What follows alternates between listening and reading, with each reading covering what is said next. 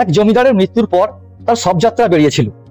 শেষবার দেখার জন্য রাস্তার দুপাশে অনেক লোকজন জড়ো হয়েছিল। একজন এগিয়ে এসে বলল, বাবু যাচ্ছেন? কি নিয়ে যাচ্ছেন?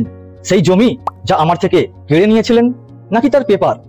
জমিদারের সন্তান এবং আত্মীয়রা চুপচাপ অবাক হয়ে দেখতে লাগলো।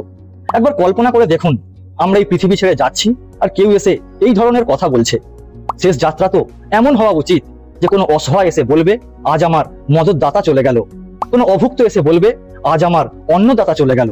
কেউ এসে বলবে, আজ আমার প্রকৃত বন্ধু চলে গেল। অন্যের অধিকার কেড়ে নিয়ে অন্যায়ভাবে সম্পত্তি তো অনেক করেছি, কিন্তু প্রকৃত সম্পত্তি জমাতেই ভুলে গেছি। কার ভাগের কেড়ে নিয়ে কার কার সর্বনাশ করে সম্পত্তি করেছি। যদি সঠিক পথেই সম্পত্তি করেছি, তাহলে সেই সম্পত্তি কোথায় খরচ করেছি? কোনো অভুক্তকে খাবার খাইয়েছি? কোনো অনাথ বা অসহায়কে সাহায্য করেছি? এই সব কিছুর হিসাব হবে। আপনি কিভাবে যেতে চান